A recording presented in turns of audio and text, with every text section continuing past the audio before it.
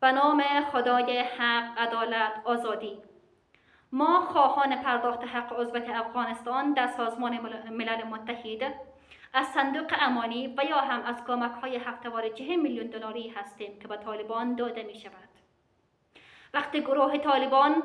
به گونه کاملا نامشروع قدرت را در افغانستان غصب، عواید داخل را جمع آوری و مردم افغانستان را مجبور به پرداخت پولهای گزاف زیر عنوان عشر، زکات و مالیات می کنند و هفته‌وار 40 میلیون دلار امریکا از طریق سازمان ملل متحد به بانک مرکزی زیر اداره طالبان داده می شود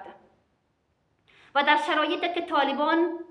نماینده کنونی افغانستان در سازمان ملل متحد را قبول ندارند و خواهان برکناری او و تعیین نماینده خود هستند.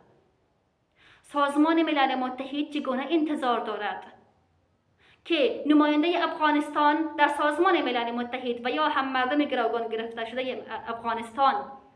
پول حق عضویت در این سازمان را پرداخت نمایند؟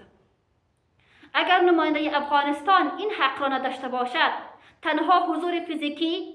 و بی‌صلاحیت در این سازمان خواهد داشت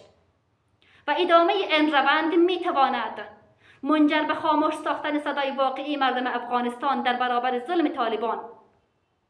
و حاکمیت نامشروع این گروه در بزرگترین و تاثیرگذارترین سازمان جهانی و حتی منجر به تعلیق عضویت افغانستان در سازمان ملل متحد شود